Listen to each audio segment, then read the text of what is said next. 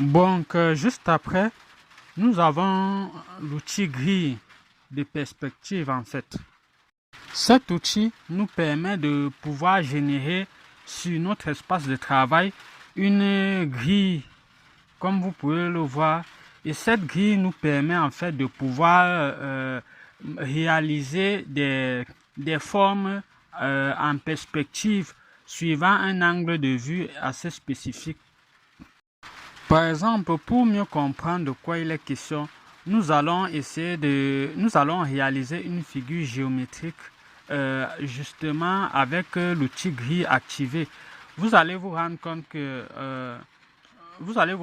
si je sélectionne par exemple l'outil étoile et que je viens réaliser, il vient faire un cliquer glisser, l'étoile va être créée en fonction de la perspective selon l'angle de vue de la grille.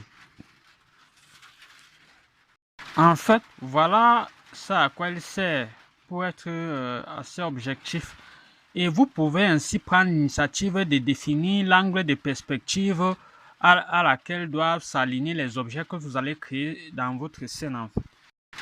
Vous pouvez ainsi prendre l'initiative de définir l'angle de perspective en venant manutentionner les pointes que vous voyez au bout de votre grille en fait. À chaque fois que vous cliquez dessus et que vous faites un cliquer glisser, vous allez vous rendre compte que l'angle de perspective va être automatiquement modifié.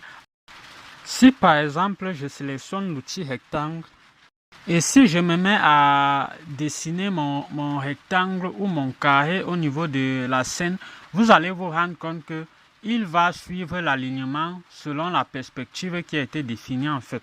Juste en bas de l'outil grille de perspective, il y a le sélecteur de grille. Il vous permet en fait de définir l'angle de vue auquel les objets que vous aurez dessinés sur votre scène vont suivre. Si par exemple nous prenons l'initiative de sélectionner de l'autre côté du petit cube que vous voyez juste au-dessus à l'angle de votre écran, après avoir sélectionné l'outil sélecteur de grille, vous allez vous rendre compte que à partir de ce moment-là, tous les dessins que nous allons faire vont être orientés selon l'angle de perspective du côté auquel nous avons sélectionné le cube en fait. Si par exemple, il me prenait l'envie de vouloir recommencer à dessiner avec l'angle de perspective de couleur bleue, il me faudrait alors reprendre l'initiative de sélectionner l'outil sélecteur de grille et de aller sélectionner la face où je voudrais que l'angle de vue puisse s'opérer. Si nous pouvons aisément modifier les angles de vue auxquels nous voudrions que nos illustrations puissent s'aligner en sélectionnant juste l'angle de vue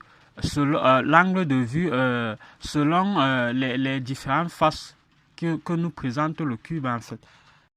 Par exemple, je vais réaliser sur vos yeux une sorte d'angle de vue d'un immeuble pour que vous puissiez mieux comprendre en fait.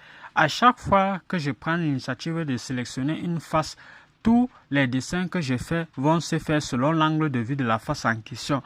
Bien, une fois que nous sommes satisfaits du dessin que nous avons réalisé, si nous voudrions ôter la grille et l'enlever de notre scène, il nous suffira alors de venir cliquer sur le petit point blanc que nous voyons juste à côté du cube qui nous servait à sélectionner les angles de vue. Et ainsi, vous allez voir que notre scène va être débarrassée de notre grille. Par la suite, nous pouvons réaliser des derniers réglages afin de faire en sorte que notre dessin soit incrémenté aux autres en fait. Bref, c'était juste pour vous montrer à peu près à quoi peut vous servir notre outil grille. Une fois que nous avons déjà réalisé les perspectives de nos objets globaux, nous pouvons par la suite faire disparaître la grille et venir faire des petits ajustements pour un peu plus de clarté, de précision dans notre illustration en fait. Juste après lui, comme nous pouvons nous en rendre compte, nous avons l'outil filet. À quoi est-ce que peut nous servir cet outil en fait? Pour mieux le comprendre, nous allons d'abord commencer par réaliser un carré ou un cube au niveau de notre scène. Après avoir créé notre figure, nous allons prendre l'initiative de sélectionner notre outil et une fois que nous venons au niveau de notre scène et que nous cliquons à l'intérieur de notre carré, vous allez vous rendre compte qu'il va en fait sectionner le carré en créant des sortes de croix qui diviseront à chaque fois le carré. Et ces croix vont être créées à chaque fois que nous faisons un cliquet, à chaque fois que nous cliquons sur notre figure en fait. Et comme vous pouvez vous en rendre compte, après avoir créé ces points qui sectionnent notre carré, par exemple, il peut nous être très utile lorsque nous voudrions assigner des couleurs un peu complexes à nos objets en fait. Il va en fait en quelque sorte jouer le rôle de peinture, nous permettant de connaître très exactement les différents endroits où nous allons créer des points de couleur en fait. Bref, pour mieux comprendre comment il fonctionne, nous allons d'abord commencer par afficher une palette de différentes couleurs. Ensuite, nous allons utiliser ces couleurs pour pouvoir les loger dans chaque point qui aura été créé. Et vous allez ainsi voir que à chaque fois que nous cliquons sur un point et que nous cliquons sur une couleur bien précise, le point en question va prendre va prendre la couleur selon ce que nous aurons sélectionné en fait. Comme vous pouvez vous en rendre compte, à chaque fois que vous faites un cliquet, vous pouvez personnaliser votre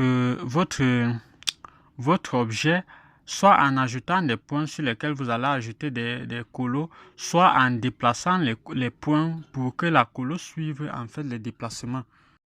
Bref, juste après, nous avons l'outil dégradé. Bref, c'est le même outil de dégradé que nous retrouvons dans les autres logiciels en fait.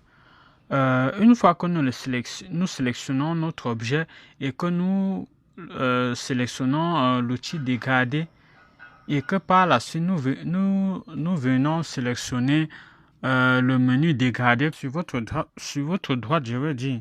Comme vous pouvez vous en rendre compte, nous avons une multitude de styles de dégradés que nous pouvons sélectionner. Nous avons des dégradés en forme de cercle, nous avons des dégradés,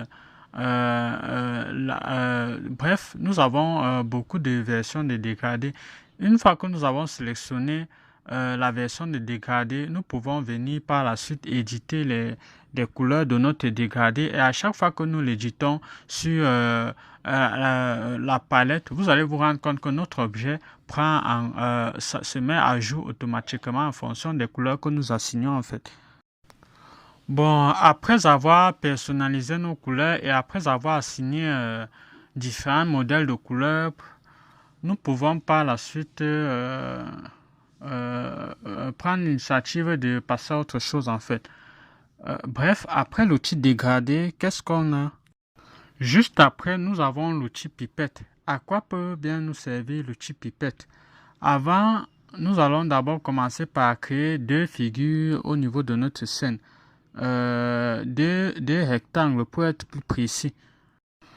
Bref, le premier cube, nous allons commencer par lui donner une couleur de remplissage simple. Et ensuite, le deuxième, nous allons lui donner une couleur de dégradé en fait.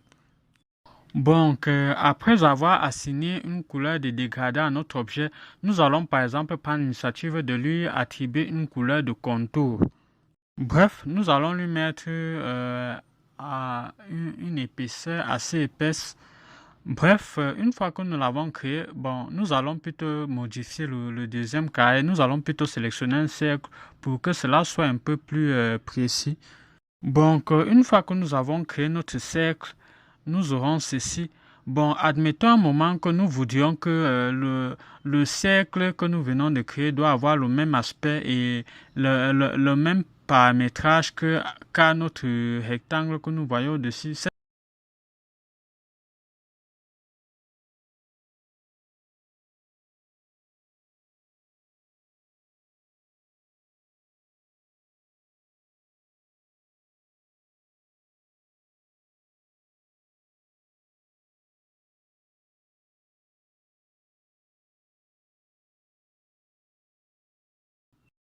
Juste après, nous avons l'outil dégradé de forme. À quoi sert cet outil dégradé de forme? Pour un premier temps, nous allons commencer par créer trois objets sur notre scène. Une fois que nous avons créé nos formes, nous sélectionnons l'outil en fait et je pense qu'il fonctionne de cette manière.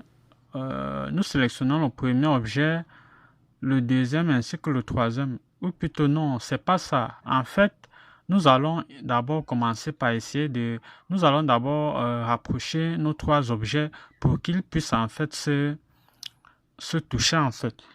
Une fois que nos objets sont assez prêts pour se toucher, nous allons ensuite resélectionner notre objet, notre outil et ensuite nous allons cliquer sur après avoir sélectionné tous les objets qui auraient été créés à la scène, nous allons sélectionner notre outil et nous allons cliquer sur le premier objet et ensuite nous allons cliquer sur le deuxième. Et comme vous pouvez vous en rendre compte, il va automatiquement créer progressivement des sous-objets qui suivront l'alignement de nos objets qui ont été créés en fait. Il permet en fait de pouvoir créer ainsi des sortes de décos et généralement je crois il peut aussi permettre il permet de créer ces objets et il permet aussi de les assigner des couleurs progressivement différentes pour donner un aspect un peu dégradé, quoi. Et une fois que les objets auront été créés, vous pourrez ainsi par la suite personnaliser les couleurs de vos objets en venant cliquer sur le petit bouton que vous voyez là au-dessus. Et par la suite, nous pouvons aller dans les options un peu plus avancées pour essayer de refaire les couleurs de nos objets qui auront été créés. Bref, voilà à quoi peut à peu près ça à quoi peut nous servir cet outil en fait.